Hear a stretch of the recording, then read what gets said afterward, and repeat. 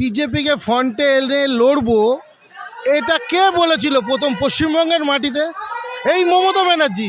আজকে বিজেপির প্রতি অ্যালার্জি ওর, বুঝতে পেরেছেন? ব্যাস। ব্যানার্জিকে তো মমতা ব্যানার্জিই বিজেপিকে এনেছে, উনি নিজেই এনেছে। কেন কি চোরে চোরে চোরে চোরে মাসতো ভাই বোন তো ওরা কেই জানি না, একজন ডাকাত একজন চোর, তো দুজনে নালে বলুন না ওদের এত কুকীর্তি আছে। অভিষেক ব্যানার্জি, মমতা ব্যানার্জি, ওরা অ্যারেস্ট হচ্ছে না কেন? যেই অ্যারেস্টের পর্যায়ে আসে দৌড়োয় কেন নরেন্দ্র মোদীর কাছে? তাহলে আমরা কি বুঝবো? বাঁচাচ্ছে কে? বিজেপি। কেন বাঁচাবে বিজেপি? নিশ্চয়ই কিছু ঘোটালা আছে ওদের দুজনের ভেতরে, খুব ভালো আন্ডারস্ট্যান্ডিং আছে। ভাতা তো সরকারি কোষাগার থেকে যাচ্ছে, ভাতা তো কেউ আর পার্সোনাল তার নিজের থেকে দিচ্ছে না। গভর্নমেন্ট আসলে আমাদেরও তো ভাতা দেবে বলেছে। ভাতা মানে কি? মহিলাদের স্বনির্ভর করার জন্যে ভাতা, মহিলাদের সুরক্ষার জন্য ভাতা, মহিলারা কর্মসংস্থানের জন্য তারা নিজের পায়ে স্বাবলম্বী হওয়ার জন্য ভাতার জন্য আমাদের কংগ্রেস পার্টি ইশতেহারে দিয়েছে। আমি দক্ষিণ কলকাতার জেলা ভবানীপুর, সেখান মমতা ব্যানার্জি যখন লড়েছিল তখন তো সবার ঘরে ঘরে এই পয়সাগুলো পাঠায়নি। উনি জিতেছেন তবে পয়সাগুলো দিচ্ছেন, মাঝে মাঝে বাড়িয়েছেন। হ্যাঁ, আমাদের বক্তব্য, আমরা যদি জিতি আমরা বছরে 2000, মাসে 2000 করে মেয়েদের দেব। হ্যাঁ, যুবদের আমরা স্পাইনাল কর্ড ভাঙতে চাই না, যার জন্য আমরা কলকারখানা ইন্ডাস্ট্রিজকে আনতে চাই। ইন্ডাস্ট্রিজ যদি থাকে, শিক্ষা জায়গা থাকে, আমাদের এখানে যুবকরা এমনিই দাঁড়িয়ে যাবে, চাকরি করবে, ভালোভাবে পড়বে। আজ আমাদের দেশ, আমাদের রাজ্য থেকে ভালো ভালো স্টুডেন্টরা বেরিয়ে যাচ্ছে। কেন? এখানে শিক্ষার কোনো ব্যবস্থা নেই, কলকারখানায় কাজকর্ম কিছু নেই, সব বিদেশ চলে, মানে দেশের বাইরে চলে যাচ্ছে, রাজ্যের বাইরে চলে যাচ্ছে। তো আমাদের এখানে তাহলে থাকবেটা কি থাকবে? আমাদের এখানে মূর্খ হয়ে যাবে, এখানে আমাদের রাজ্যে কিচ্ছু থাকবে না, বাঁচার মতো জায়গা থাকবে না। চাকরি কোথায় আছে? কত 5 লাখকে চাকরি দিলে হবে? কতজনে অ্যাপ্লাই করেছে বলুন তো? কত লাখ নেই চাকরি, কি করে চাকরি থাকবে? এখানে কোনো ইন্ডাস্ট্রিজ নেই, কি চাকরি দেবে? ওই 100 দিনের মতো শিক্ষিত ছেলেদের বেকার করে দেবে বলে? না, এখানে চাকরি নেই যতক্ষণ না ইন্ডাস্ট্রিজ তৈরি হবে, কোনো চাকরি নেই এখানে। শিক্ষা নেই, স্কুল, ভালো ভালো কলেজ, সব ইউনিভার্সিটি সব উঠে বাইরে। তাহলে কিসে চাকরি দেবে? আমাকে একটু বলবেন, কিসে চাকরি দেবে? উনি বললে হবে 5 লাখ 5,000 লোককে চাকরি দেবে, শিক্ষা দেবে, কিচ্ছু নেই তো কি দেবে? মন গড়ানো কথা বলে তো লাভ নেই। আমাদের এখানে পাবলিককে, আম জনতাকে বুঝতে হবে আমাদের বোকা বানানো হচ্ছে, আর কিচ্ছু না। যে রব উঠছে যে কংগ্রেস একা লড়ার সাহস দেখিয়েছে, কারণ বিজেপিকে সুবিধা পাইয়ে দেওয়ার জন্য, কিভাবে দেখছেন? সুবিধে পাওয়ার জন্য না, এই যে জোট হয়েছিল, আমরা জোটের এগেনস্টে, কিন্তু একটা সিদ্ধান্ত যখন নিয়েছে, কিন্তু আমরা জানি আমাদের ক্ষতিই হয়েছে জোটটা করে। আমরা এখনও বলছে তো কোনো নেই, আমরা তো স্ট্রং পার্টি ছিলাম, ধীরে ধীরে দুর্বল হয়, ঠিক আছে হয়েছে, কিন্তু আমরা এখনও দেখিয়েছি আমরা আছি, আমরা একার লড়াই লড়তে পারি। আমাদের ওপরে বিশ্বাস রাখতে হবে, আমরা লড়তে পারি একা। বিজেপিকে ফ্রন্টে এনে লড়বো, এটা কে বলেছিল প্রথম পশ্চিমবঙ্গের মাটিতে? এই মমতা ব্যানার্জি। আজকে বিজেপির প্রতি অ্যালার্জি ওর, বুঝতে পেরেছেন? ব্যাস। ব্যানার্জিকে তো মমতা ব্যানার্জিই বিজেপিকে এনেছে, উনি নিজেই এনেছে। কেন কি চোরে চোরে চোরে চোরে মাসতো ভাই বোন তো ওরা কেই জানি না, একজন ডাকাত একজন চোর, তো দুজনে নালে বলুন না ওদের এত কুকীর্তি আছে।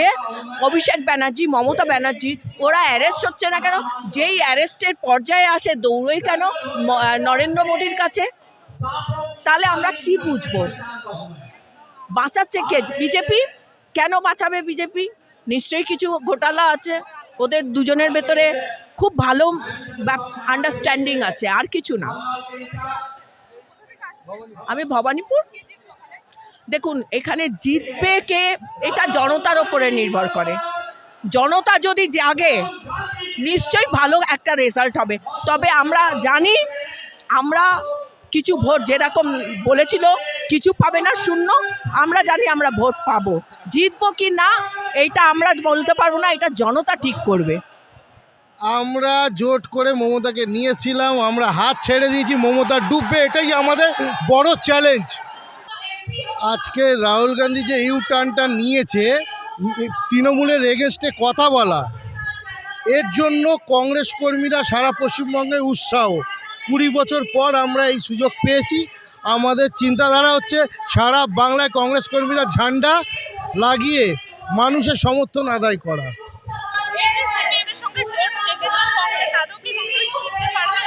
না, ওটা ঐতিহাসিক ভুল। বামপন্থীদের সঙ্গে কেন কংগ্রেস, দেখুন, জোট রাজনীতি করতো না। যেহেতু বাজপেয়ীর আমলে বাজপেয়ীকে হারাবার জন্য ইউপি 1 শুরু হয়েছিল, জোট রাজনীতি কংগ্রেসীরা বিশ্বাস করে না, কোনো দিন করে না। এটা জোর করে চাপিয়ে দেওয়া হয় আমাদের মধ্যে।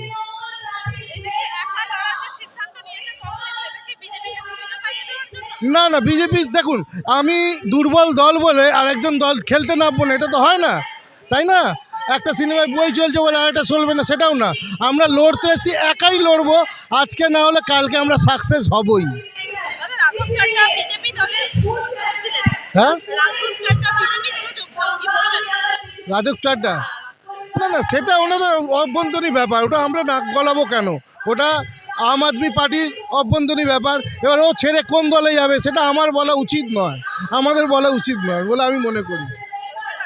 হ্যাঁ, ভবানীপুর। দাদা কি ভাবছেন বাংলায় এবার কে আসতে চলেছে? সে তো বাংলার মানুষ ঠিক করবে কে আসতে চলেছে। তবে আমরা চাই ধর্মনিরপেক্ষ শক্তি বাংলার মাটিতে ফিরে আসুক, তাতে বাংলার মানুষ শান্তিতে বসবাস করবে।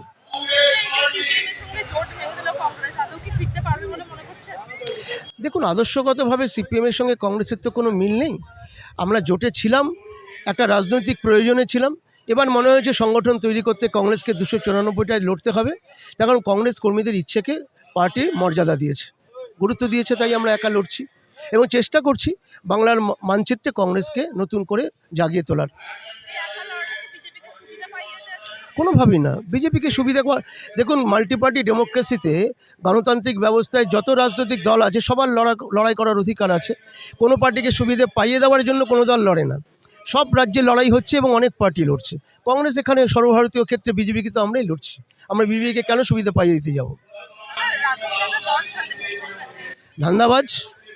ধান্দাবাজ পাবলিক ইস্যুতে জনপ্রিয়তা তৈরি করার পেছনে নিশ্চিতভাবে ব্যক্তিগত কোনো ইন্টারেস্ট ছিল। তাই একটা দল থেকে তাকে সেন্সার করার পরে সে রাতারাতি দল পরিবর্তন করলো অনেককে নিয়ে।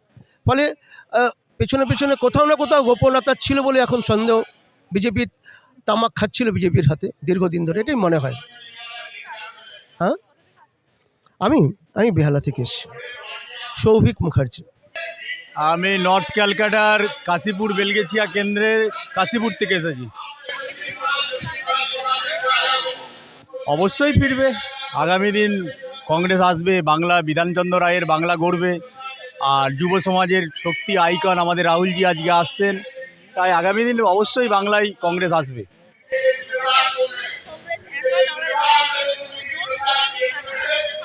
দেখেন, কংগ্রেস বিগত 48 বছর পশ্চিমবাংলায় ক্ষমতায় নেই, কিন্তু 48 বছর আগে কংগ্রেস যা দিয়ে গেছে বাংলার উন্নয়নের জন্য যা দিয়ে গেছে, আজকের দিনে দাঁড়িয়ে সেই উন্নয়ন কি হচ্ছে?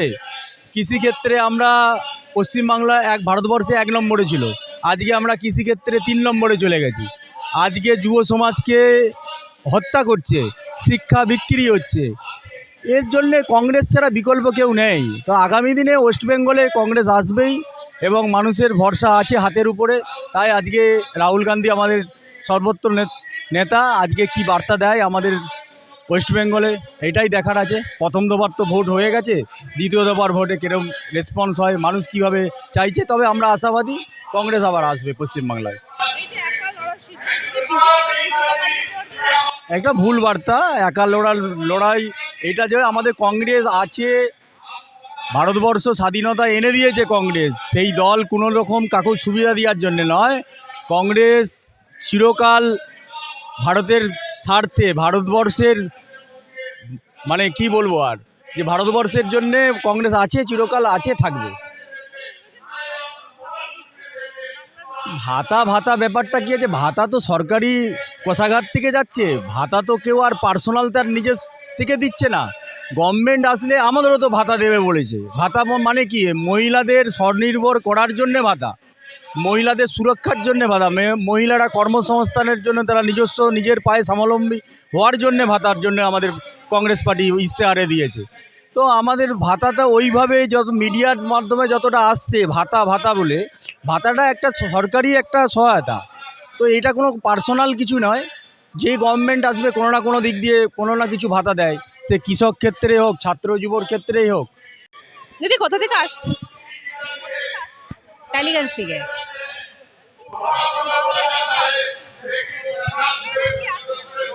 সেটা তো বলা যায় না, মানুষ যা ঠিক করবে, মানুষের যা ঠিক মনে হবে সেটাই করবে। অবশ্যই কংগ্রেসকেই তো চাইবো।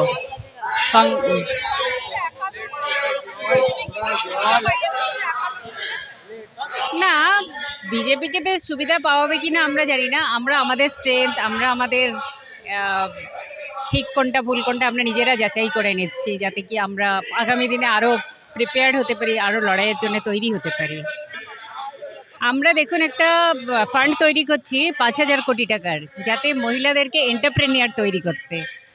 ভাতা যারা কাজ করতে পারে না, যারা মানে পরিশ্রম করতে পারে না, একটা বয়সের পরে মানুষ পারে না, তাদেরকে ভাতা দেওয়াটা ঠিক, যুক্তিসম্মত। কিন্তু যারা কর্ম করতে পারে তাদেরকে কর্ম দিয়ে উপার্জন করাটাই ঠিক তাদের জন্য। এটাই আমরা চাই, কিছু মানুষ ভাতা পাক যারা পারছে না শারীরিকভাবে, আর যারা পারছে তারা কর্ম করেই খাক। এমন কর্মসংস্থান তৈরি করার জন্য আমরা ঋণ দিয়ে কিছু দিয়ে আমরা সেটা চেষ্টা করতে চাইছি।